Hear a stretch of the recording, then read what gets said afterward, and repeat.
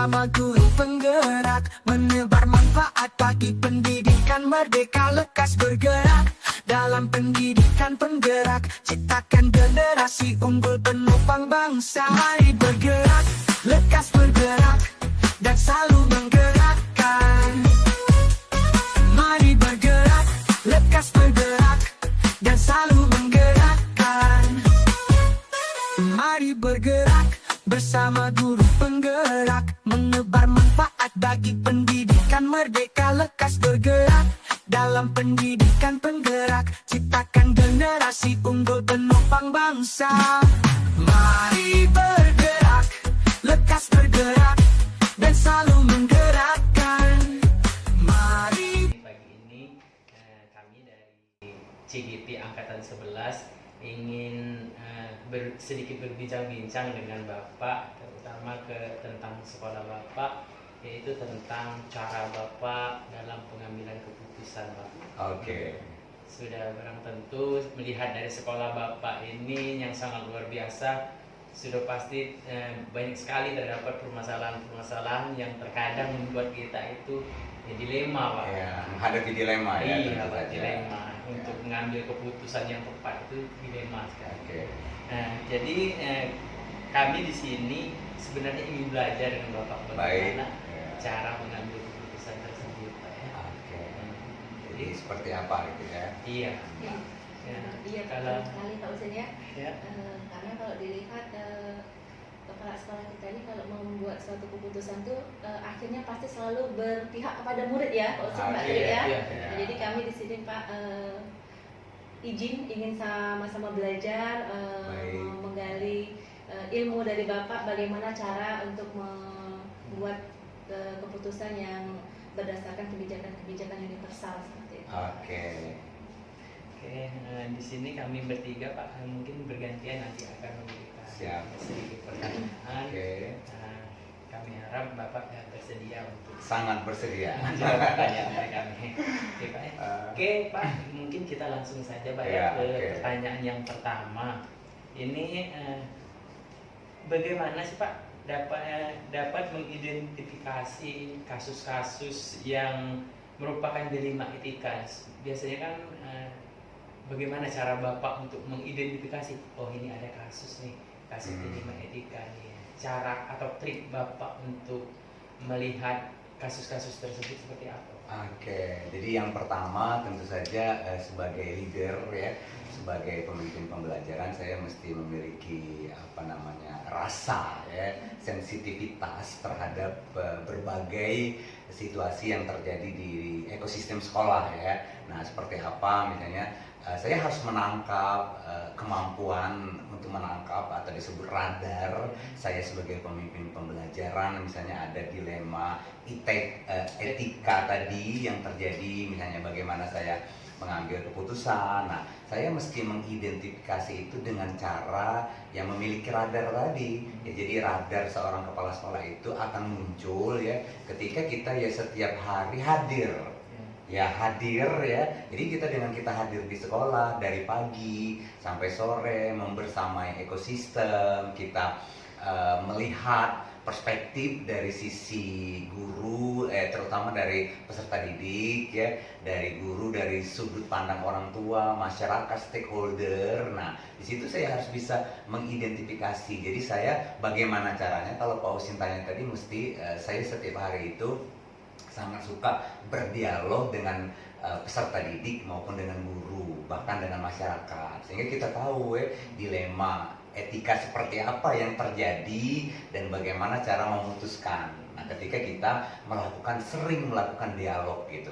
Jadi bagi saya tugas utama sebagai kepala sekolah itu adalah ya berdialog dengan siswa. Kita kan memang ditunjuk menjadi diamanahi untuk menjadi kepala sekolah, tentu saja atas kepentingan ya big goalsnya itu muaranya adalah kepada peserta didik gitu. Jadi ketika kita sudah mampu berdialog, kita berdialog dengan semua siswa, kita berinteraksi dan kita bisa masuk ke dalam ya paling dalam dari keinginan siswa tersebut, sehingga kita mampu, oh ini dilema etika seperti apa yang harus saya ambil, yang harus saya antisipasi dan identifikasi. Jadi intinya caranya yaitu mengidentifikasi dengan cara banyak berdialog kepada seluruh ekosistem, kepada peserta didik terutama, kepada guru-guru dan kepada stakeholder, begitu Pak. Luar biasa sekali ya Pak. Ternyata mungkin bisa saya simpulkan yang Bapak bicarakan tersebut, intinya kita hadir secara utuh. Yes, iya, hadir secara utuh, benar. Oke, luar biasa sekali Pak ya. Baik Pak, untuk yang pertanyaan kedua Pak ya, terkadang kita di sekolah ini Pak dihadapkan dengan dua keputusan yang sama-sama penting Pak ya. Baik, Iya, dua keputusan yang sama-sama penting. Nah, bagaimana trik Bapak untuk menyelesaikan permasalahan tersebut, sedangkan permasalahan tersebut terkadang sama-sama mempunyai nilai kebajikan yang sama seperti itu. Bagaimana triknya? Yang pertama Pak Husin, saya tentunya karena ini misalnya ada dua kebaikan ya, sementara saya harus mengambil keputusan, maka saya akan menetapkan skala prioritas gitu. Bisa seperti ini.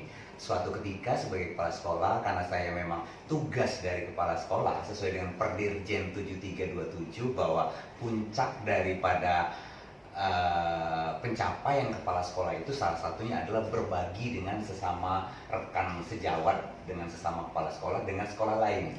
Nah, saya dikatakan mencapai peak experience itu ketika saya mengaktualisasi diri dan saya berbagi, saya berkontribusi. Nah, suatu ketika misalnya saya mesti diundang oleh sekolah lain, di satu sisi saya juga mesti hadir di sekolah kan. Nah, biasanya saya akan mengajak tim ya, caranya rekan-rekan wakil saya libatkan dalam pengambil keputusan. Nah, di situ kami pun berpikirnya bagaimana dampaknya gitu. Jadi skala prioritas apa yang akan terjadi ketika kita mengambil keputusan itu.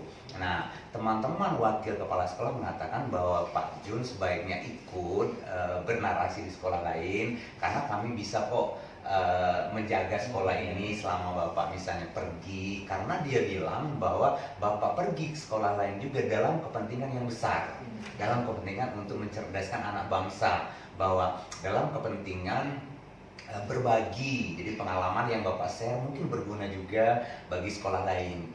Nah, jadi saya tetap skala prioritas, artinya kepentingan besar apa yang ada di balik keputusan itu gitu. Nah, ketika kita memutuskan untuk share kepada banyak kepala sekolah dan dampaknya nanti akan ke banyak siswa yang lainnya di sekolah lain, apa salahnya misalnya Mas Husin 2 hari itu kita meninggalkan sekolah dulu seperti itu ya, tapi tetap dalam kapasitas demi pendidikan, big goal-nya pendidikan Indonesia. Kira-kira biasa sekali Pak ya. Terima kasih. Jadi walaupun kepentingan itu sama-sama penting, masih tetap ada yang skala prioritas. Iya, yang betul, dahulukan, Pak, betul. ya. Mengambil kebijakan yang sangat luar biasa sekali. Terima kasih. Oke Pak, mungkin untuk pertanyaan berikutnya mungkin ada dari rekan kami untuk bertanya lagi. Oke Pak, saya menarik sebuah kesimpulan yang sangat luar biasa yang Bapak sampaikan tadi, bahwa ada nilai-nilai kolaborasi dan koordinasi yang kuat di sekolah yang Bapak pimpin saat ini, sehingga ketika Bapak melaksanakan tugas di luar tetap berjalan situasi yang aman, yang proses pembelajaran terlaksana dengan baik Pak. Nah, saya ingin bertanya kembali, apakah ada kasus yang lain Pak, ketika Bapak menemukan sama-sama nilai kebajikan atau sama-sama hal yang positif di sekolah, namun Bapak bingung untuk memilih yang mana?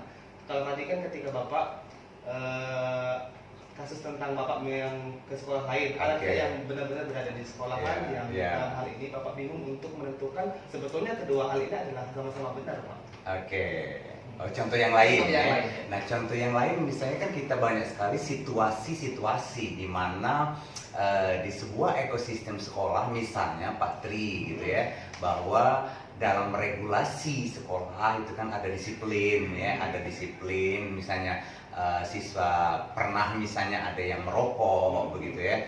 Nah, di satu sisi sebetulnya kita kan mesti menegakkan disiplin gitu ya, ini kan positif bahwa kita harus menegakkan disiplin. Namun di satu sisi juga bahwa kita, sekolah kita sudah menerapkan apa namanya, sejak dulu bahwa Ki Hajar Dewantara mengatakan bahwa tujuan pendidikan itu adalah dalam rangka untuk mencapai kebahagiaan dan kesejahteraan. Jadi anak-anak mesti bahagia dan sejahtera. Nah, di sini kita juga harus memilih dan memilah bahwa tidak serta-merta siswa tadi kita hukum gitu. Ya kita hukum misalnya dengan kekerasan misalnya. Ya cukup kita misalnya dengan melaksanakan disiplin positif gitu ya. Jadi dua-duanya jalan, anak tidak terhukum, namun kita tetap apa namanya, masuk ya ke ranah regulasi bahwa disiplin mesti ditegakkan. Nah, mungkin dengan cara berdialog, dengan cara coaching misalnya, sehingga anak tadi tidak merasa terhukum ya, bahwa ya namanya dalam situasi misalnya sekolah vokasi, ada anak otomotif misalnya yang misalnya merokok tadi, atau ada situasi tertentu, yaitu merupakan positifnya adalah tantangan bagi kita ya, tantangan bagi kita guru, bahwa ada situasi di mana kita harus melaksanakan disiplin positif tadi Pak. Jadi apa itu disiplin positif? Ya dengan mengantisipasi, dengan berdialog, dengan coaching gitu ya, dengan mungkin segitiga restitusi begitu. Nah, itu yang bisa kita gali ya, sehingga kebahagiaan seperti yang kata Ki Hajar Dewantara itu benar-benar hadir di sekolah gitu. Sehingga anak itu pada akhirnya akan kasmaran gitu, bahwa mereka ya tidak dihukum tetapi disiplin positif gitu. Jadi bagaimana kita mengantisipasi dengan dialog-dialog, apa sih dampak dari merokok tadi, dampak kesehatannya seperti apa, mungkin kita yang tadinya bisa lari akhirnya nggak bisa lari kencang ya, mungkin seperti itu Pak Tri. Oke, baik. Artinya ketika Bapak mengambil sebuah keputusan, tentunya banyak sekali langkah pertimbangan yang Bapak pilih untuk mengambil sebuah keputusan. Betul. Nah, jika kita mengulas ke belakang, kira-kira dalam kasus-kasus tertentu siapa saja yang Bapak libatkan untuk mengambil keputusan ini, Pak? Yang saya libatkan tentu saja semua stakeholder di sekolah ya. Mungkin yang pertama itu mulai dari guru, dari wali kelas dulu. Jadi siswa itu kita tahu bahwa siswa sangat dekat dengan wali kelasnya. Lalu kita libatkan wali kelas, kita libatkan wakil kesiswaan, semua wakil kurikulum ya. Lalu kita juga melibatkan guru BP, bimbingan konseling, bagaimana mengantisipasi berbagai situasi ini. Nah, semua itu akan selesai ketika ada komunikasi Pak Tri, ketika ada dialog begitu ya, dialog yang memanusiakan manusia. Kita tahu bahwa sekarang itu kita itu kurang dialog sebetulnya. Pendidikan kita harus kita tingkatkan lagi dengan memperbanyak dialog terutama pada siswa gitu ya. Nah, misalnya di sekolah kami Pak Tri, bahwa guru-guru piket, semua guru itu misalnya yang guru guru perempuan misalnya mendekati siswa perempuan, misalnya ada yang ngobrol bareng misalnya seperti itu. Jadi kita melibatkan semua, dari wali kelas, dari guru kelas, dari wakil, dan kita berdialog Pak. Ya, seandainya dalam situasi yang lebih sulit lagi, kita akan memanggil orang tua, masyarakat, dan stakeholder yang lain dalam rangka kembali lagi tujuannya adalah siswa kasmaran belajar di sekolah. Oke, sepakat Pak. Jadi kata dialog itu seringkali Bapak ulang dalam dialog kita pada siang hari ini Pak. Saya sangat tertarik bahwa sebetulnya apapun permasalahan yang ada di sekolah, tentunya jika kita dialogkan dengan baik, maka akan mendapatkan hasil yang luar biasa. Yes. Oke, betul. Baik Pak, jika Bapak menghadapi sebuah situasi di mana Bapak bingung sekali mau pilih kemana, karena ada 4 paradigma yang harusnya kita harus pilih. Misalnya ada kita pertimbangkan dalam jangka pendek atau jangka panjang, baik individu maupun kelompok, ada juga rasa keadilan maupun rasa kasihan, ada juga rasa kebenaran maupun kesediaan. Nah, yang Bapak pernah alami dalam situasi tertentu Pak, kira-kira bagian yang mana yang paling Bapak sering hadapi Pak? Betul Pak Tri. Jadi ketika menghadapi situasi di mana kita harus mengambil keputusan untuk jangka pendek, jangka panjang. Nah, saya kembali lagi bahwa kompetensi kepala sekolah itu salah satunya adalah kompetensi kepribadian. Nah, jadi saya harus menyelaraskan diri dengan bagaimana saya memiliki Tuhan, bagaimana emosi spiritual ya, dan bagaimana saya misalnya mengambil keputusan itu berlandaskan pada etika gitu Pak. Jadi saya ketika menghadapi dilema dalam situasi yang sulit, saya akan berkomunikasi dengan diri sendiri, masuk ke dalam hati saya bahwa secara etika, secara emosi, secara kemanusiaan, andai pun kita bisa berbicara dengan Yang Maha Kuasa bahwa keputusan seperti apa yang akan saya ambil adalah keputusan yang berpihak kepada peserta didik, Pak. Jadi saya intinya akan berpihak kepada peserta didik dan secara emosi, spiritual maupun etika, saya yakin ketika kita berbicara kita memiliki empati dan bagaimana kita berbicara dengan diri sendiri andai saya menjadi orang tersebut. Nah, sehingga saya tidak berusaha untuk tidak salah dalam mengambil keputusan karena keputusan itu dari hati, Pak. Kadang-kadang kita juga harus melihat sisi-sisi kemanusiaan dalam pengambilan keputusan. Nggak bisa dong misalnya harus saklek dengan begini gitu ya. Tetap aja kita ngelihat apa sih situasi yang dihadapi gitu ya untuk mengambil keputusan. Nggak bisa kita regulasinya seperti ini, mesti seperti ini gitu. Tapi kita harus lihat kemanusiaan, sisi seseorang, kebutuhan apa yang belum dia terpenuhi dan lain-lain gitu secara psikologis gitu. Siapa? Artinya sebetulnya Bapak juga setelah melaksanakan sebuah prinsip penyelesaian dilema, Pak. Di mana prinsip itu ada prinsip berbasis hasil akhir, ada prinsip berbasis rasa peduli yang seperti Bapak sampaikan. Artinya tanpa Bapak sadar bahwa Bapak telah melaksanakan sebuah prinsip. Wow. Yaitu rasa peduli. Terima kasih. Ya, itu luar biasa sekali, Pak.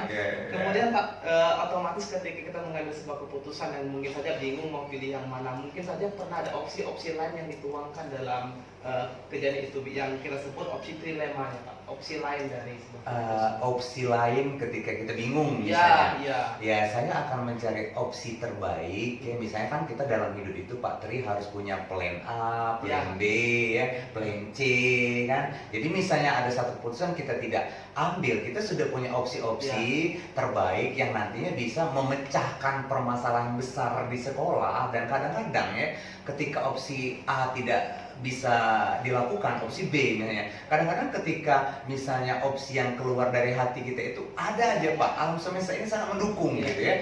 Ada aja kejutan-kejutan luar biasa yang terjadi entah dari mana gitu Pak. Jadi ya mungkin ini yang dikatakan spiritual ya, kecerdasan emosional, bahwa energi, ini tentang energi Pak. Jadi ketika kita berenergi, energi positif gitu ya, ada frekuensi dan kita memiliki guru-guru yang satu energi, ini kadang-kadang mereka yang mengeluarkan energi itu sehingga keputusan tadi bisa diambil Pak berdasarkan opsi-opsi tadi gitu, seperti itu. Oke Pak.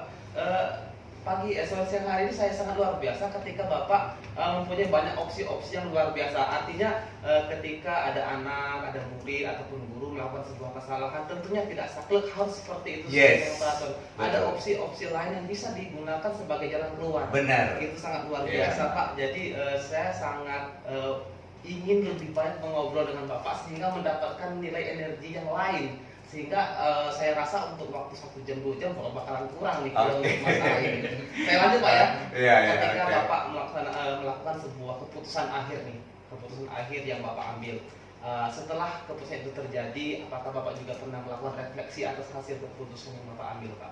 Sangat Pak. Jadi saya sering kali melakukan refleksi, misalnya di sore hari. Jadi saya merefleksi kembali apakah keputusan saya itu sudah benar atau salah, apakah sudah berpihak kepada guru ya, bahwa kita sekolah itu terdiri daripada ekosistem, terutama ada peserta didik dan guru ya, bahwa mereka inilah yang akan kita berdayakan dalam menumbuhkan ekosistem sehingga menjadi lebih baik gitu.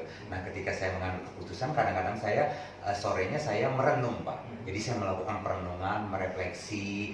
Kalau misalnya keputusan tadi kurang berpihak kepada guru atau kepada peserta didik, saya kan bisa memperbaiki. Oke lah ya kadang-kadang we have a mistake ya Pak ya, it's okay, it's normal ya ketika kita melakukan kesalahan. Tetapi saya balik lagi, akan saya catat bahwa seharusnya saya mungkin seperti ini gitu. Jadi merefleksi diri. Dan seandainya Pak, jadi saya misalnya pernah ada guru ya Pak ya, yang dia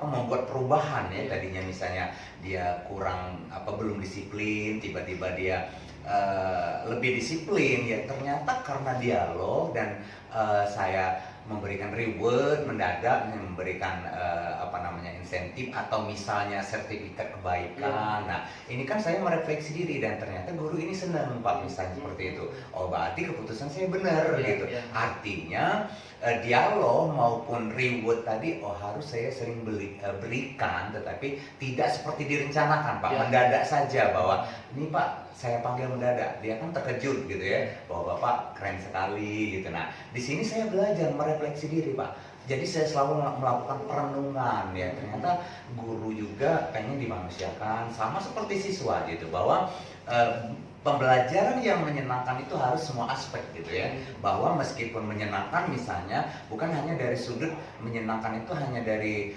bermain-main, tetapi disiplin tetap seperti itu ya, kira-kira begitu Pak Tri. Jadi tetap merefleksi. Kadang-kadang saya berpikir apakah sekolah menyenangkan, hanya bahwa saya mengatakan gerakan sekolah menyenangkan di sekolah saya, apakah menyenangkan itu artinya kita melulu tentang bermain-main, tentang games-games. Nah, saya harus merefleksi diri, ternyata menyenangkan itu bisa juga berdialog, bisa juga menginspirasi, bisa juga memotivasi, bisa juga seperti kita sekarang ini kan menyenangkan karena kita berdialog ya dengan rasa yang memanusiakan manusia ya, otentik begitu, kira-kira seperti itu. Oke Pak, baik, terima kasih Pak.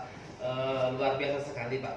Jadi tentu salah satu cara yang efektif yang Bapak lakukan adalah dengan cara berdialog Pak. Iya, berdialog. Selain dari berdialog, ada lagi Kak Pak langkah-langkah yang Bapak lakukan yang lebih efektif?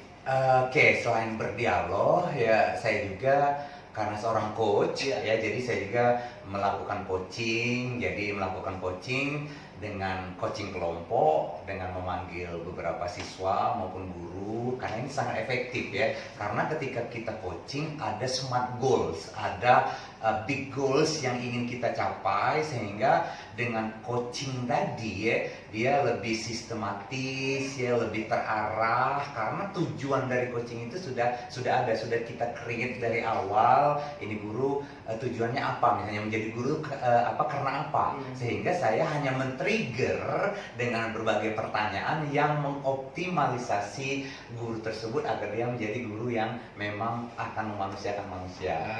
Seperti itu. Oke Pak. Oke, kalau tadi saya mendengarkan bahwa sepertinya yang Bapak lakukan selama ini ada berjalan dengan mulus, katakan dengan melibatkan seluruh guru, wakil kepala sekolah dan sebagainya. Boleh Bapak ceritakan sedikit saja tentang hal-hal yang menjadi tantangan Pak, menjadi tantangan bagi Bapak ketika mengambil sebuah keputusan Pak? Ya, tantangannya adalah Pak Tri, kita tahu ya bahwa dalam sebuah ekosistem ya itu kan banyak manusia ya kan, ada guru itu misalnya di sini ada 30 lebih gitu ya. Tentu saja mereka punya level berpikir yang berbeda-beda ya kan, ada yang levelnya sudah di sini, ada yang seperti ini gitu. Level berpikir setiap orang kan berbeda-beda. Nah, tantangannya bahwa saya harus kadang-kadang menurunkan ego saya Pak. Saya nggak bisa misalnya Pak Tri mesti seperti saya, kan nggak bisa, karena mungkin level berpikir saya ada di sini, Pak Tri mungkin ada di sini begitu. Jadi saya tantangannya adalah dari diri saya Pak. Saya mesti menurunkan ego saya misalnya untuk tidak terlalu berharap yang lebih tinggi, tetapi by proses, bahwa perubahan itu mesti pelan-pelan dan mesti pelan-pelan, mesti dirancang dengan semenarik mungkin, dikemas ya, sehingga kadang-kadang kita itu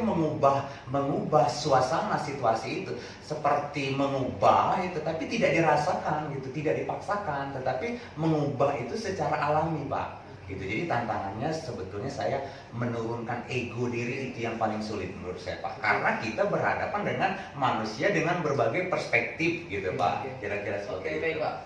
Menurunkan ego artinya kami sebagai pemimpin pembelajaran di sini juga mungkin kepada murid-murid di kelas juga harus demikian. Jangan sampai kita ego dengan keinginan yang kita ingin sampaikan kepada murid, lantas kita saklek dengan peraturan-peraturan. Yes. Sepakat Pak. Yes. Jadi, mungkin satu contoh Pak Tri. Misalnya gini ya, ego yang saya turunkan bahwa kita sering sekali berasumsi bahwa yang muda itu mesti menegur yang tua gitu ya. Ini asumsi loh ya. Jadi enggak semua benar. Tetapi saya menurunkan ego ya, karena saya sering mendengar mestinya guru dong menegur saya gitu. Bagi saya no problem ketika saya misalnya menyapa Pak Tri, halo Pak Tri, saya peluk di pagi hari, atau saya tepuk-tepuk dan saya menegur duluan, saya rasa nggak ada masalah gitu. Siapa tahu hari itu Pak Tri memang nggak ngelihat saya atau lagi ada masalah di perjalanan, why not dong saya untuk menegur Pak Tri duluan. Dan ini akan menjadi role model bagi Pak Tri kepada siswa. Oh is oke dong guru negur siswa duluan ya. Dan nggak semua juga, banyak juga loh siswa yang dengan sadar, dengan kesadaran menegur kita. Jadi kita akhirnya menjadi role model Pak, seperti kata Ki Hajar Dewantara, Ingarso Sumtulodo, gitu Pak. Jadi itu Pak contoh langsung yang saat ini sudah saya lakukan. Iya. Gitu. Jadi malah justru dari ungkapan Pak Jun selaku kepala sekolah merefleksikan kami, apakah kami juga telah melaksanakan apa yang Bapak sampaikan. Yes, ini jadi PR gitu. buat kami. Jadi PR. Ya, harusnya jadi itu bukan hanya meminta perhatian dari siswa, juga kita memberikan perhatian, teguran dan sebagainya. Iya.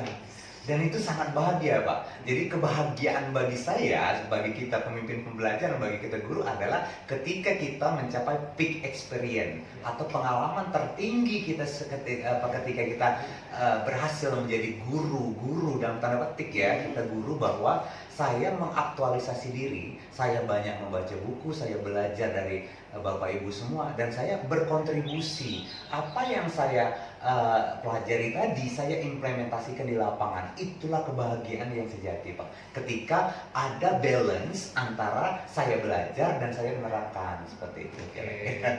Baik, terima kasih ya Pak. Iya baik ya, terima kasih. Silakan Bu Tanti. Saya lanjut ya Pak ya. Oh ini yang ketiga nih ya. Sangat luar biasa sekali Pak Usin, Pak Tri, obrolan kita di siang hari Iya, ini. ternyata asik ya. Tambah menarik ya. Oke. Jadi Pak, saya lanjutkan ya Pak ya. Baik. Pertanyaannya, dari tadi saya mendengarkan dari pertanyaan Pak Usin dan Pak Tri, dari jawaban-jawaban Bapak itu sangat luar biasa sekali Pak ya, sangat menginspirasi. Benar kata Pak Tri, sangat menginspirasi. Jadi benar kita Pak jadi berefleksi diri ya Pak ya, berefleksi diri. Ini panutan sekali nih kepala sekolah kita nih Pak Tri ya, Pak Usin ya. Jadi Pak, misal Pak ya, pertanyaan berikutnya nih, misal pada saat Bapak menghadapi suatu kasus yang berhubungan dengan dilema etika, itu apakah untuk penyelesaiannya Bapak memiliki jadwal untuk penyelesaiannya, atau Bapak selesaikan di tempat, atau ada tingkatan-tingkatan permasalahan seperti itu Pak? Kalau misalnya memang ada, bagaimana prosedurnya? Biasanya Bu Tanti, terima kasih pertanyaannya nih, seru ya. Pertanyaannya bagus-bagus ini ya. Jadi pertanyaannya sangat menantang ya. Jadi bagaimana ketika saya menghadapi dilema etika tadi, jadi saya tetap harus ada skala prioritas gitu. Jadi misalnya mana yang mesti saya prioritaskan terlebih dahulu. Kadang-kadang juga nggak bisa juga ujuk-ujuk langsung mendengar misalnya ada permasalahan langsung diambil keputusan, tetapi lebih kepada misalnya pertama bisa berdialog dengan diri sendiri. Berdialog dengan diri sendiri artinya saya melakukan model stop gitu ya. Jadi saya stop dulu, berdialog ya, mana dampak terbaik dari dilema ini ya, bahwa ini sama-sama baik, sementara saya harus memutuskan saya akan mencari dampak terbaik dari keputusan tadi yang sama-sama baik gitu. Nah misalnya ada A, ada B, tetapi A misalnya dampaknya ke siswa hanya 50%, tetapi B dampaknya ke siswa itu 100%, maka saya akan ngambil B tadi Bu, sehingga kita makanya nggak bisa ujuk-ujuk, kalau saya ya nggak bisa ujuk-ujuk mengambil keputusan oke gitu ya, tetapi saya dengan model stop dulu, saya berhenti sejenak, duduk dulu ya, saya ambil nafas, kemudian saya berpikir bagaimana sih dampaknya ke peserta didik, bagaimana sih dampaknya kepada guru-guru gitu ya. Nah sehingga hasil dari keputusan tadi akan berdampak dan menyenangkan ya, menyenangkan bagi kita sebagai pengambil keputusan, dan juga kita merasa happy, merasa puas, dan siapapun yang berada dalam circle kita tadi juga merasa puas gitu Bu Tanti. Jadi tetap diprioritaskan dulu mana yang dampaknya lebih banyak kepada peserta didik gitu. Karena bagi saya guru ya, hadirnya guru itu harus berdampak pada peserta didik gitu. Ya. Berarti kalau misalnya Bapak menghadapi kasus yang berhubungan dengan dilema etika, Bapak akan merefleksikan dulu Pak ya, memikirkan dulu memikirkan dulu Iya. apa dampaknya untuk membuat suatu keputusan itu, jadi tidak langsung menyelesaikannya pada saat itu ya Pak ya? Iya, tidak langsung Iya. secara otomatis, tapi stop dulu, dipikirkan dulu langkah-langkah seperti apa, misalnya ya jadwalnya seperti apa. Misalnya saya harus memutuskan apakah misalnya bulan depan mau memperbaiki lapangan basket atau membuat pondok misalnya. Nah di sini kan semuanya baik kan. Nah tetapi saya stop dulu gitu, nggak langsung ya udah pondok aja, nggak bisa seperti itu dong. Tetapi saya memikirkan bahwa dampak lapangan basket ini Ibu Tanti ya, dampaknya kayaknya lebih besar gitu ya. Setelah saya pikir oh ini tidak becek karena untuk upacara begitu kan, dipakai oleh lebih banyak orang ya. Kemudian juga olahraga atau ekstrakurikuler bisa dilakukan setiap hari, masyarakat juga bisa menikmati. Nah tetapi kalau pondok misalnya, andai pondok ini belum dibuat, kan kita bisa misalnya ingin suasana seperti pondok, kan pohon kita masih banyak gitu loh. Artinya dialog di pondok tadi bisa kita alihkan di bawah pohon. Tetapi kalau upacara dengan butuh luas area yang besar, otomatis kita harus memprioritaskan, skala prioritasnya adalah memperbaiki lapangan tadi, Bu. Jadi memang benar bahwa ini hal yang sangat dilema etika ini benar ya, pasti terjadi ini setiap hari di sekolah loh ya, antara memilih A atau B gitu ya. Dan ini semua baik gitu. Andai pun saya prioritaskan sini nggak ada masalah juga, tetapi mana yang lebih berdampak banyak pada ekosistem gitu. Kira-kira demikian. Ya. Dalam Bapak mengambil keputusan tadi Pak ya, misalnya berarti kan Bapak kan tidak langsung mengambil keputusan sendiri gitu Pak ya. Yeah. Nah, adakah seseorang yang bisa membantu Bapak dalam membuat keputusan yang berhubungan dengan dilema etika? Oke, nah Bu Tanti, karena saya adalah seorang guru, saya juga orang tua. Nah selain saya punya tim di sekolah yaitu wakil ya, dan saya biasanya berbicara juga dengan wakil, dengan siswa, dan yang terpenting kadang-kadang saya menggali ini dengan anak saya sendiri.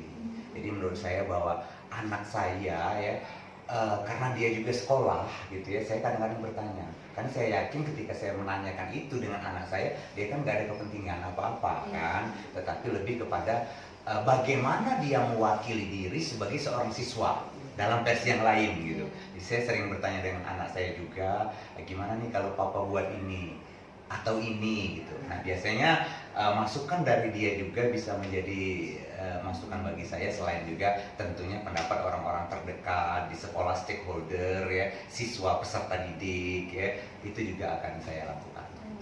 Berarti intinya bukan hanya dari faktor eksternal sekolah aja ya Pak ya, Bapak berarti ada faktor dari keluarga, dari gitu, keluarga Pak, ya, bisa gitu. untuk membantu mempermudah Bapak Mempermudah dalam mengambil keputusan. yang berhubungan dengan dilema etika. Selanjutnya Pak, yang terakhir ya Pak Tri dengan Pak Usin, seru sekali obrolan kita hari ini. Dari semua apa yang telah disampaikan tadi, Bapak, menurut Bapak ada pembelajaran apa yang bisa dari pengalaman-pengalaman tadi yang bisa Bapak dapatkan? Selama dialog kita ini ya. Jadi terima kasih Pak Husin, Pak Tri, dan Bu Tanti. Jadi saya merasakan sesuatu banget nih ya pagi ini, siang ini kita berbicara, dan rasanya saya merefleksi diri ya untuk selalu menjadi pemimpin pembelajaran yang selalu bertumbuh ya, selalu berkembang, selalu memperbaiki diri. Karena apa? Dengan dialog seperti ini akhirnya kan saya merasakan bahwa ada titik-titik, ada blind spot diri saya yang mungkin selama ini tidak pernah tahu, tapi dengan di-trigger dengan pertanyaan tadi ya, akhirnya saya menelusuri ke dalam hati saya bahwa wow begitu ya, saya harus semakin bertumbuh, bahwa saya harus semakin bijaksana, bahwa saya harus ya tadi bijaksana tadi ya dalam mengambil keputusan, berkelanjutan, dalam beretika, ya, bahwa saya benar-benar harus mengimplementasikan dari kapasitas saya sebagai kepala sekolah, bahwa saya harus mengimplementasikan kompetensi, ya, yang terdiri dari 3, ya, yaitu kepribadian, sosial, dan profesional. Karena menurut saya Bapak Ibu tadi sudah memantik saya untuk bercerita, bernarasi tentang ketiga kompetensi itu sepertinya. Bisa sekali Pak Tri, Pak Ustin, ini tambah seru ini sebenarnya Pak Ustin. Mau dilanjutkan Pak Ustin ya? Jadi gimana nih Pak Ustin? Oke, mungkin juga Pak Bapak ada kepentingan lain. Siap. Terutama kami terima kasih sekali Pak atas waktu, strateginya yang telah diberikan kepada kami sangat luar biasa sekali. Ada 3 hal yang saya tangkap kata sakti yang sangat luar biasa. Yang pertama itu bijaksana tadi, kemudian menurunkan ego, dan yang ketiga itu dialog.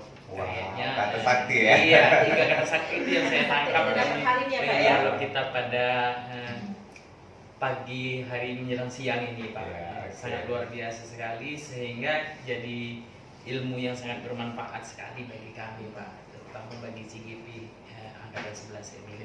Adalah mungkin kalau dari Pak Tri, dari Pak Tri Ya. ada refleksinya. Saya membuat sebuah quote pada pagi hari ini Pak. Oke. Jadi kehadiran guru adalah hal yang didambakan oleh semua murid. Iya, Jadi itu yang saya ambil dari dialog kita pada siang hari ini, yang menurut saya pribadi dan mungkin teman-teman juga merasakan bahwa sebuah refleksi diri itu harus tetap selalu kita lakukan. Jadi kita sebagai guru pasti pun pernah melakukan hal Ya, yang melakukan, salah, keputusan yang kita ambil itu belum tepat. Betul. Nah, maka dari itu ketika kami belajar kepada Bapak selaku kepala sekolah, itu menjadi kami bahwa Bapak merenung ya. dan kami juga menjadi PR yang banyak sekali, bahwa kami juga harus melakukan sikap yang Bapak lakukan seperti yang dijelaskan kepada kami. Jadi yang jadi tugas kami, bisakah kami melaksanakan pengambilan keputusan seperti yang Bapak jelaskan tadi? Ini yang PR di masa depan kami, dan hal itu bisa terjadi. Dan mungkin nanti Bapak saya minta, kami semua minta closing statement buat terkait dengan rencana ke depan para pemimpin. Siap. kalau dari saya Pak, refleksi dari saya, setelah kita berdialog seperti ini Pak, membuka pemikiran saya Pak, pemikiran saya, oh ternyata kalau menjadi seorang pemimpin itu tidak semudah yang kita bayangkan gitu Pak ya. Untuk mengambil suatu keputusan itu banyak sekali yang harus menjadi dasar. Nah kalau saya perhatikan dari apa yang sudah Bapak sampaikan tadi, Bapak sebagai seorang pemimpin itu sudah mengambil keputusan yang berhubungan dengan dilema etika itu sudah berdasarkan unsur berpihak kepada murid, sudah berdasarkan nilai-nilai kebajikan ya Pak, nilai-nilai kebajikan, dan sudah berdasarkan bisa dipertanggungjawabkan ke depannya apapun konsekuensinya. Termasuk yang kata Bapak tadi, kita sebagai seorang pemimpin pembelajaran, kita harus bisa menurunkan ego. Bisa menurunkan ego itu sangat menjadi tantangan terberat Pak bagi kita memang Pak. Benar, ini tantangan kita. Iya. Terima kasih Bapak atas ilmunya pagi hari ini. Sama-sama. Closing statement juga. Closing statement ya, saya bersyukur ya bahwa di sekolah saya hadir calon guru penggerak 4 orang, dan saya tidak bisa berkata apa-apa bahwa kehadiran Bapak Ibu bagi saya sangat luar biasa. Jadi sejak ada guru penggerak ya, saya merasa bahwa saya punya teman gitu ya. Jadi saya punya teman untuk berdialog gitu ya. Jadi saya itu seperti di sini ya, seperti saya punya sahabat gitu, sahabat guru penggerak, dan saya merasa bahwa saya itu seperti ada teman gitu ya. Kalau selama ini saya itu seperti berjalan sendiri gitu, tapi sejak ada dia guru penggerak ini, saya seperti loh kok kayak ada teman gitu ya, kayak wow gitu, guru penggerak ini bagi saya gitu Bapak Ibu yang luar biasa aja ya.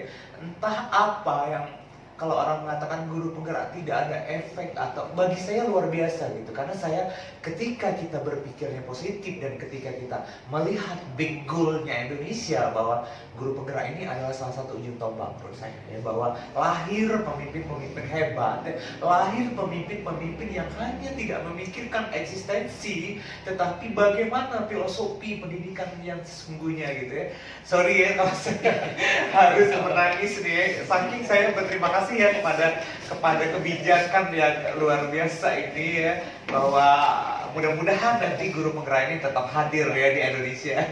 Oke, itu aja closing statement saya. Mudah-mudahan kita terus berkolaborasi ya dalam rangka memajukan Indonesia, bahwa kita punya tujuan besar untuk pendidikan Indonesia. Terima kasih. Selamat pagi. Oke, terima kasih Pak. Rasanya enggan menutup acara ini, ya, seru sekali. Tapi ya semoga nanti ke depannya kita bisa berbincang-bincang lagi dengan kesempatan waktu yang lainnya. Terima kasih Pak. Ya, oke.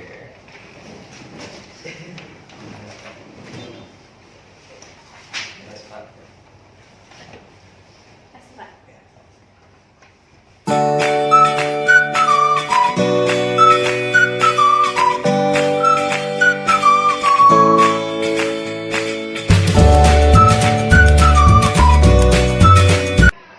Assalamualaikum Pak. Ya, waalaikumsalam warahmatullahi wabarakatuh. Selamat pagi juga. Apa kabarnya Pak? Alhamdulillah sehat. Alhamdulillah Pak ya. Gue mana? Alhamdulillah Pak, sehat juga. Iya. Gimana? Apa yang bisa kita bantu?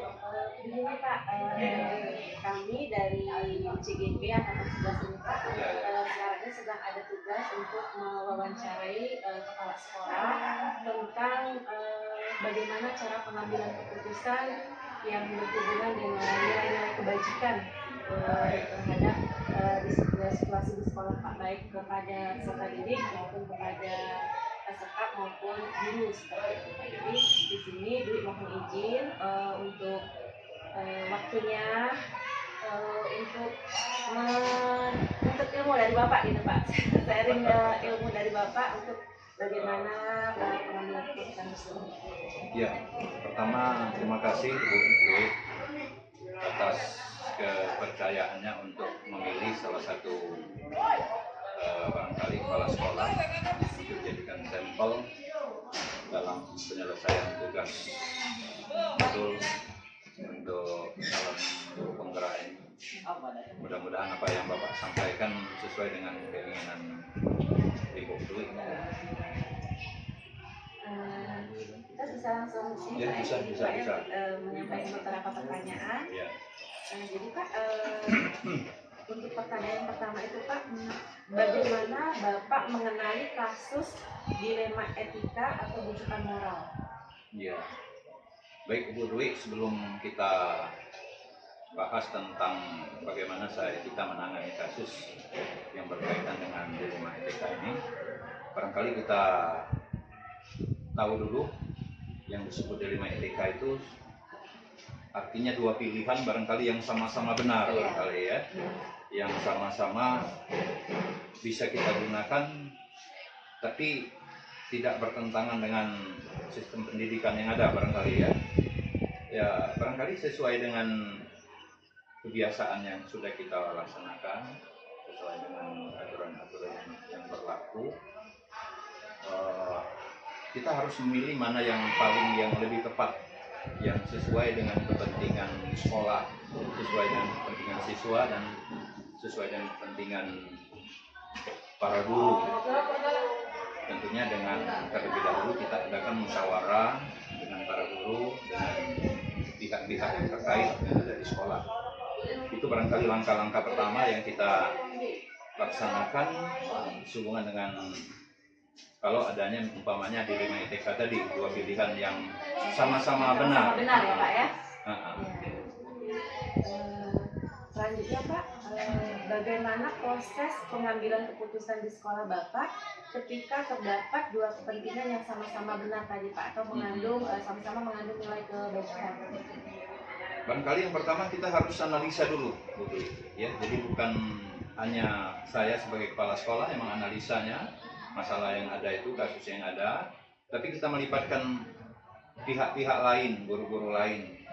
Misalnya yang berkaitan dengan guru BK misalnya, guru BK, guru BP, wakil kepala sekolah misalnya, dan guru-guru lain.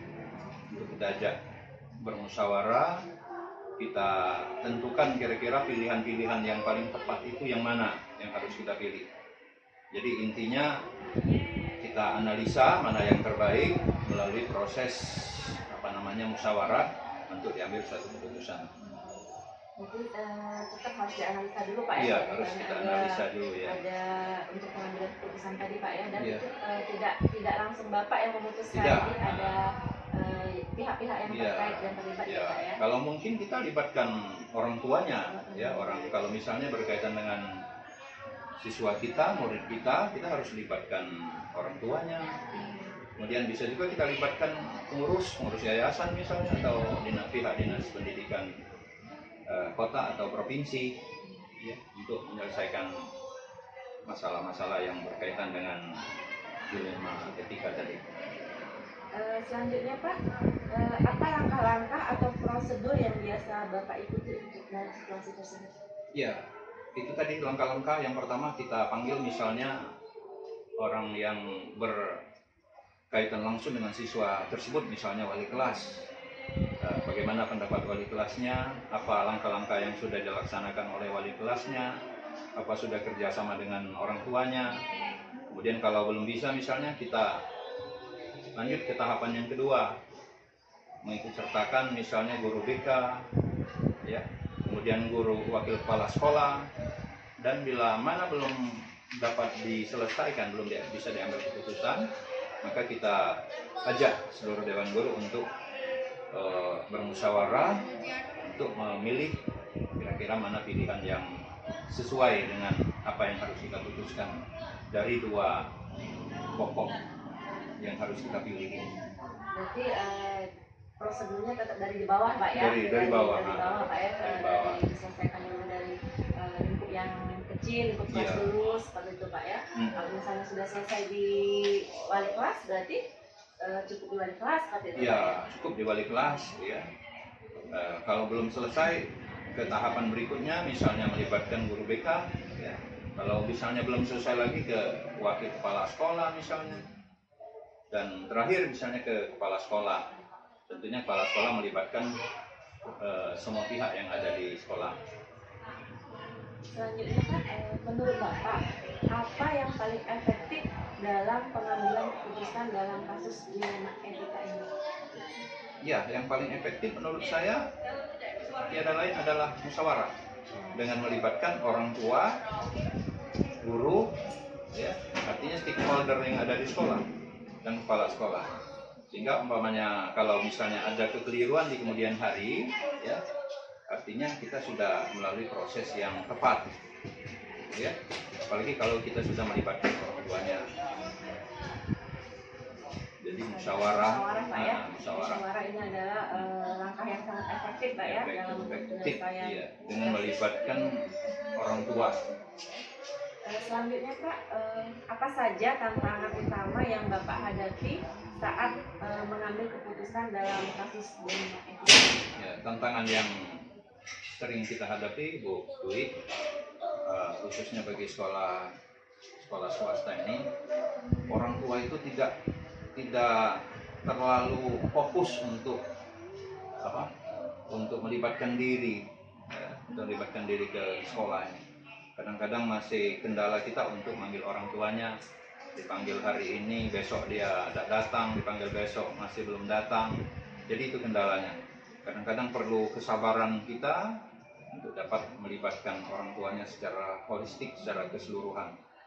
Hingga kadang-kadang yang datang itu cuman ayunya mungkin, atau tetangganya. Karena sebagian besar siswa kita di sini adalah orang tuanya itu menengah ke bawah barangkali. Ini Pak, berkebun mungkin Pak. Iya, orang berkebun, tuanya, Pak, ya? orang tuanya banyak berkebun sehingga banyak kesibukan di luar kesibukan pada saat anaknya sekolah itu, mereka itu berada di luar rumah. Sangat disayangkan sebenarnya Pak ya, Iya, orang tua itu yang kendala yang paling iya. pokok Bu Dwi ya. Kalau dari pihak sekolah barangkali guru kita alhamdulillah mendukung apa yang program kerja yang akan kita laksanakan itu. Lalu Pak, misalnya Bapak di sekolah Bapak ini ada kasus dilema etika ini Pak ya. Itu apakah Bapak memiliki jadwal khusus untuk penyelesaian masalahnya atau diselesaikan pada saat kejadian? Kalau saya Bu Dwi ya, karena kepala sekolah itu kan harus siap ya. Istilahnya itu kalau saya 24 jam ya. Kapan ada masalah sebaiknya harus segera kita selesaikan. Jadi tidak harus menunggu besok, lusa, selagi kita standby di sekolah. Siap. Jadi siap, insya Allah kita siap bekerja sama dengan guru-guru, walaupun tidak kepala sekolah langsung, kita bisa menginstruksikan ke pihak-pihak yang terkait yang ada di sekolah. Lalu Pak, dalam pengambilan keputusan yang berhubungan dengan dilema etika ini, adakah orang atau orang-orang atau rekanan yang dapat membantu Bapak dalam pengambilan keputusan? Ya, tentu ada Bu Dwi, karena sekolah kita ini bernaung di bawah Yayasan Pembina Lembaga Pendidikan PGRI. Tentunya kita harus secara rutinitas harus berkomunikasi, harus minta bimbingan, wejangan apa yang harus kita lakukan. Dan kalau hal-hal yang misalnya ada masalah, kita tentu harus berkomunikasi dengan para pengurus yayasan kita yang kebenaran orang-orang yang sudah ahli di bidang pendidikan semuanya. Barangkali itu selain dari kita minta pendapat kawan-kawan kita, guru-guru yang senior yang ada misalnya, kemudian pihak-pihak luar misalnya pengurus komite dan sebagainya. Yayasan Pak ya? Iya, yayasan. Yang tertinggi Ya, kita Pak ya? pimpinan tertinggi kita yayasan. Selanjutnya Pak, dari pengambilan keputusan dilema etika yang selama ini telah Bapak alami, mungkin sering ya Pak, namanya kita di sekolah itu pasti berhadapan dengan yang kasus mengandung dilema etika ini. Pembelajaran utama apa yang bisa Bapak Bagi pihak sekolah? Yang bagi pihak sekolah, Bapak sebagai seorang pendidik. Iya, artinya begini, dalam kita pengambilan keputusan itu berarti kita harus melibatkan semua pihak, betul. Jadi tidak harus ditangani sendiri oleh kepala sekolah, tapi harus kita selesaikan dulu sesuai dengan bidangnya masing-masing. Baru kemudian kalau misalnya belum selesai bisa dimusyawarahkan secara keseluruhan. Barangkali itu. Jadi kuncinya itu adalah diselesaikan dulu oleh pihak-pihak yang terkait sehubungan dengan masalah yang ada pada siswa tersebut. Tetap ya Pak, Bapak kalau misalnya pengambilan keputusan dilema etika itu tetap mementingkan kepentingan siswa seperti itu Pak ya? Ya sebenarnya yang sesuai dengan tugas kita sebagai guru ya, bahwa guru itu bertugas sebagai pendidik, pengajar, melatih ya. Berarti apakah kita sudah maksimal ya memberikan bimbingan ajaran pada siswa tadi apa belum? Kalau kita belum maksimal ya berarti kita harus fokus lagi ya. Karena tugas yang orang tua menyerahkan anaknya ke sekolah itu adalah untuk dididik, diajar ya. Jadi bukan semata-mata Bapak artinya walaupun bagaimana harus siswa yang berat-berat. Karena memahami tugas guru tadi ya. Tugas kita itu adalah mendidik, mengajar. Jadi sesalah apapun siswa itu harus kita benahi. Ya, berarti kita yang harus lebih berefleksi Iya, diri Pak ya. Iya, harus kalau kita. Misalnya ada siswa yang masih belum maksimal, kitanya yang harus lebih maksimal. Iya, kita yang harus Pak, ya? lebih maksimal ya. Khususnya kita sekolah swasta ini kan kadang-kadang murid yang masuk itu bukan dari anak-anak yang cerdas semua, bukan ya, dari berbagai macam tingkat ekonomi barangkali ya, tingkat pengetahuan orang tuanya yang berbeda-beda barangkali itu. Sangat luar biasa sekali Pak obrolan kita pagi hari ini. Alhamdulillah. Banyak ilmu yang saya dapatkan Bapak.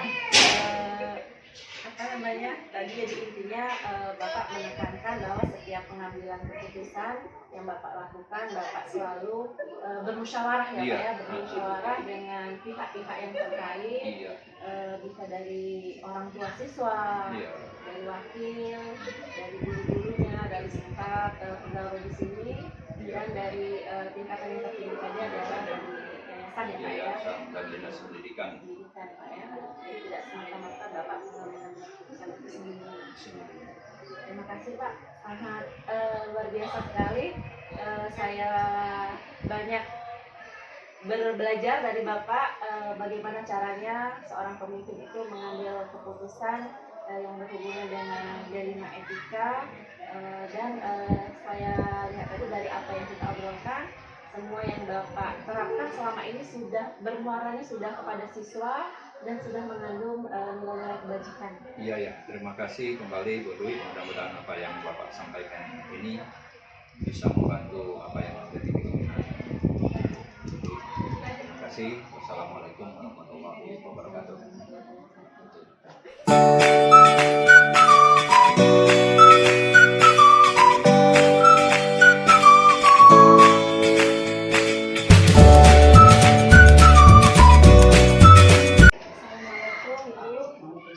Apa kabarnya Mbak Dwi? Alhamdulillah Bu ya. Sehat ya Bu ya. Lama-lama tidak bertemu ini, sekali bertemu saya minta bantuan ke Ibu ini. Terima kasih Bu ya, sebelumnya Ibu telah bersedia untuk menyempatkan waktunya. Jadi saya di sini Ibu ada tugas dari kegiatan PGP ini untuk mewawancarai beberapa kepala sekolah tentang pengambilan kebijakan yang berhubungan dengan dilema etika dan berdasarkan nilai kebajikan. Ya, boleh ya Bu ya? Ini Bu, jadi yang pertama itu Ibu, bagaimana Ibu dapat mengidentifikasi atau mengenali kasus-kasus yang berhubungan dengan dilema etika atau kebijakan moral? Ya, bisa mengenal itu dari tingkah laku siswa, kemudian perilaku ataupun dalam kehidupan kesehariannya, itu kita amati anak itu. Jadi seandainya moralnya kurang bagus, nanti kita panggil atau disebut, kita nasihati ataupun kita kasih pengertian. Jadi kita lebih perhatiannya lebih lagi ke anak gitu Bu Ya, ya. terutama anak, karena kan kami kan selain sini mengawasi, membimbing anak dalam kesehari-hariannya. Jadi dalam waktu sehariannya itu kita selalu perhatikan anak itu. Ya. Selanjutnya Ibu, bagaimana proses dalam pengambilan keputusan di sekolah Ibu ketika terkait dua kepentingan yang sama-sama benar atau mengandung nilai kebajikan? Berarti kami pertimbangkan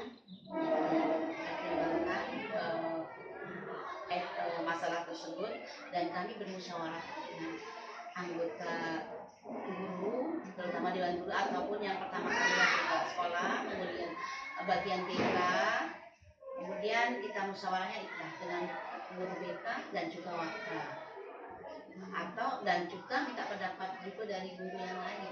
Ya, jadi bermusyawarah Bu ya. Bermusyawarah. Tidak serta-merta Ibu Sendiri langsung ngambil keputusan sendiri ya Bu ya. Karena memang kasus dilema etika ini kasus yang kadang kita dihadapkan dengan yang dua-duanya tuh benar Bu ya. Ya ada pilihannya gitu kan, jadi agak membingungkan ya kita sebagai seorang pemimpin itu Bu ya. Jadi kita bekerja sama juga dengan wali kelas, kan wali kelas yang terjun langsung untuk menangani siswa. Jadi kita konfirmasi, kita musyawarah dengan wali kelas. Selanjutnya Ibu, dalam situasi untuk pengambilan keputusan tadi Bu ya, langkah-langkah apa atau prosedur apa yang biasa Ibu lakukan? Terkait dengan seperti itu, berarti kita setelah bermusyawarah kita panggil orang tua dari siswa. Setelah kita panggil orang tua dari siswa, kita berembukan ataupun mengambil keputusan yang terbaik antara kami, kemudian wali kelas, guru BK, dan juga wali murid. Jadi melibatkan orang tua ya Bu ya? Ya, melibatkan orang tua ya, sebab anak didik itu kan juga punya orang tua di rumah. Jadi harus ada kesepakatan antara kita dengan orang tua. Lalu Ibu, menurut Ibu apa yang paling efektif dalam pengambilan keputusan dalam kasus dilema etika itu? Yang paling efektif ini berdasarkan musyawarah. Musyawarah Bu Ya, berdasarkan musyawarah sehingga tidak akan terjadi suatu hal di belakangannya. Jadi antara kita dan juga pihak yang kita panggil atau kita atasi itu saling ada kesepakatan. Jadi kembali lagi cara yang paling efektif itu adalah musyawarah, Bu, ya, melibatkan semua pihak yang terkait, ya. ya. Betul. Selanjutnya, Bu, apa saja tantangan utama yang selama Ibu hadapi apabila Ibu ingin melakukan pengambilan keputusan yang berhubungan dengan dilema etika ini, Bu? Dengan dilema etika itu sekarang tantangannya gini. Biasanya anak itu di rumah katanya bagus. Ya. Nah, ternyata di sekolah itu berkasus. Nah, jadi di sini ada kan orang tua itu tidak menerima apa yang sebenarnya terjadi di sekolah. Maka dari itu kita harus berkonsultasi panjang lebar dengan wali murid sehingga wali murid itu menerima, oh iya anak saya seperti ini. Jadi kita luruskan, sama-sama kita luruskan, wali murid tidak keberatan, kita sebagai kepala sekolah juga tidak keberatan. Jadi kadang perilaku anak-anak ini berbanding terbalik gitu, berbanding ya. terbalik. Ada yang Ada yang seperti itu, ya. seperti itu. Katanya, oh di rumah tidak gini, tapi ternyata di sekolah seperti ini, Bu. Jadinya kita harus luruskan. Jadi orang tua juga menerima apa yang etika yang dilakukan di sekolah ini diterima oleh wali murid. Memang yang berhubungan dengan orang tua ini menjadi tantangan tersendiri, Menjadi Bu, ya. tantangan tersendiri. Ibu dalam memutuskan sesuatu, Iya, ya. betul. Kadang-kadang kebanyakan orang tua itu mau membela anaknya. Iya, benar. Taunya anaknya benar. Taunya gitu, ya. anaknya bagus, Iya, benar. benar. Padahal dia punya etika yang kurang bagus. Iya. Jadi yang perlu diluruskan, kami pihak sekolah yang bersama orang tua bisa menerima, kami juga bisa lomba. Anak-anak Selanjutnya, Ibu, kalau silakan misalnya Ibu langsung dihadapkan untuk mengambil suatu keputusan, apakah Ibu Kelas buat 7, jadwal kelas 8, rencana kelas atau 9, langsung Ibu selesaikan pada saat masing-masing. itu? Jangan ada yang dikanti Kalau lagi. biasanya kalau ada Karena suatu bel berbunyi masalah sudah bersamaan ya, kami panggil terlebih dahulu, kemudian kami buat jadwal jam sekian hari ini. Jadi Bukan langsung hari langsung, ya, bukan. Jadi kami panggil, kami kasih surat panggilan, kemudian dijadwalkan misalnya hari Kamis jam 10 datang. Jadwal ya, Bu, ya. Ya, ditentukan jadwalnya terlebih Ya, dahulu. karena kata Ibu tadi, Ibu tidak bisa langsung Tidak bisa mengambil langsung, keputusan, ya, ya, karena nggak kita akan mengundang pihak-pihak yang Mengundang terkait pihak-pihak tadi, yang Bu, ya. terkait tadi, jadi kita jadwalkan. Selanjutnya, Ibu, apakah ada orang atau faktor-faktor tertentu yang dapat membantu Ibu dalam pengambilan keputusan yang berhubungan dengan kasus dilema etika ini? Ada guru, wali kelas terutama, Kelas, ya, Bu, ya. wakil kepala sekolah, wali murid, ya, komite tidak, ya komite sekali-sekali. Tapi yang jelas wali kelas, wakil kepala sekolah, wali kelas, wali murid. Tergantung Kasusnya. skala ini prioritas kasusnya, Bu, Iya, ya. tergantung Jadi ada kasusnya. tingkatan penyelesaiannya Iya, betul. seperti itu, Bu, ya. Tapi kalau kasus ini berhubungan dengan guru, berarti hanya kita panggil guru saja, kita berdua dengan guru.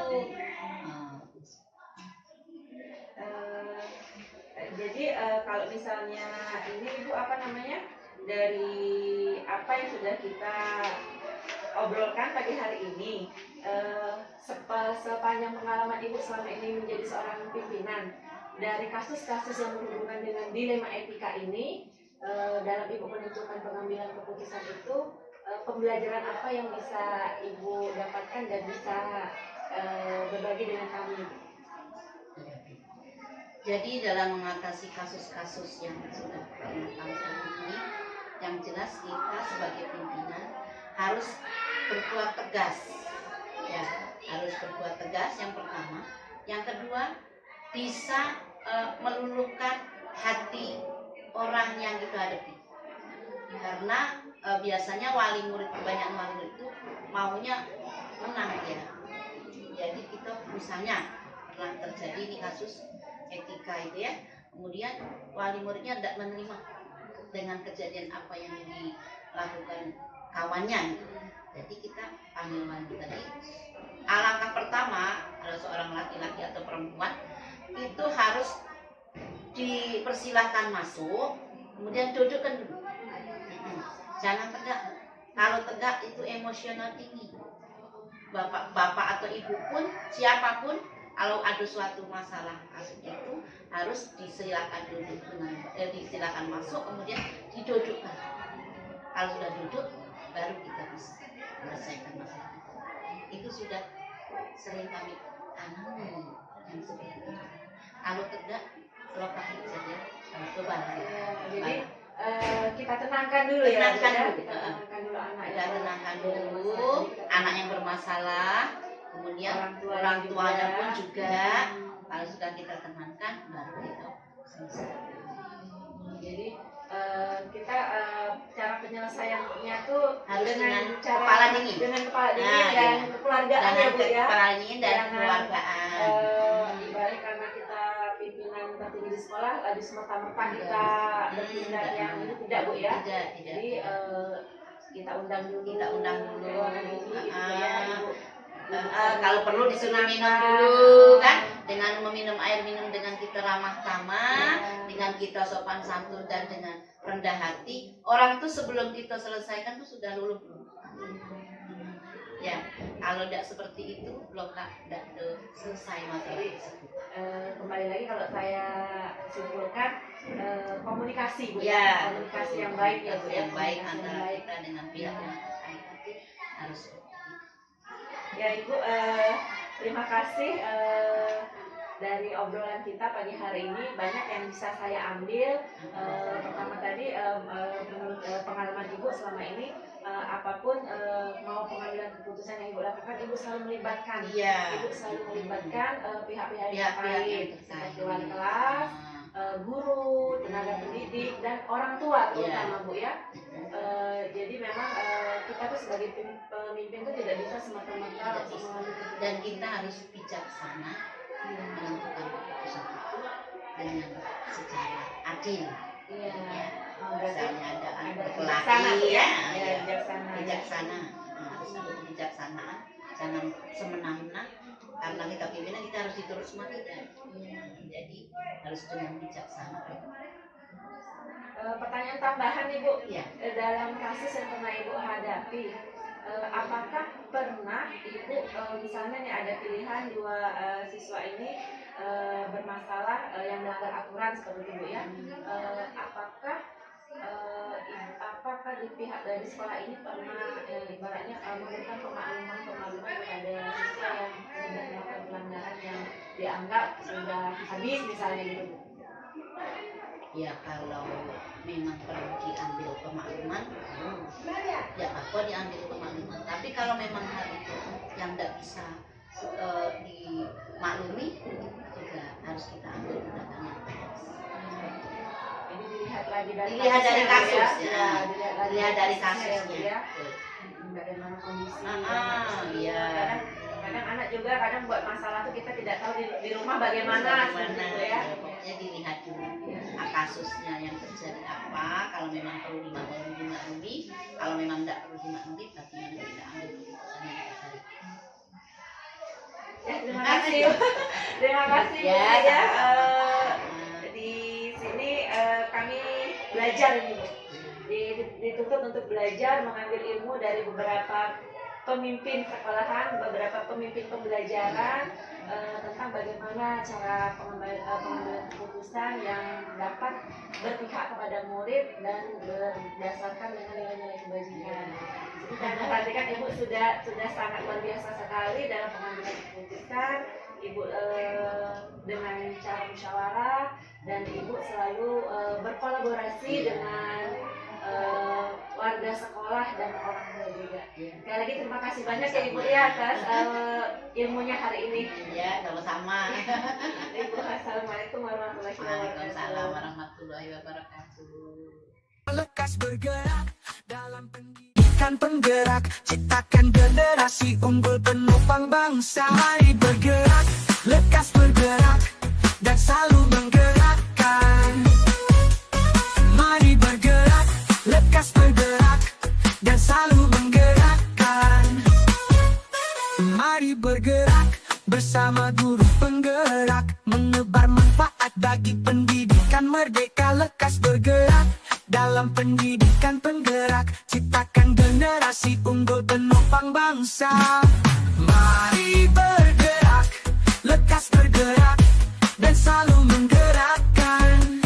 Mari bergerak, lekas bergerak, dan selalu menggerakkan.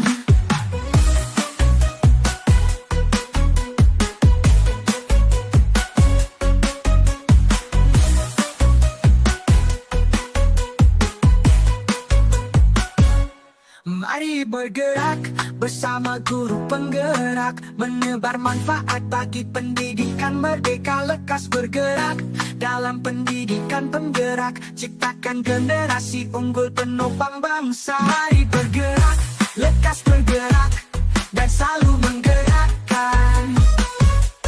Mari bergerak, lekas bergerak, dan selalu menggerakkan.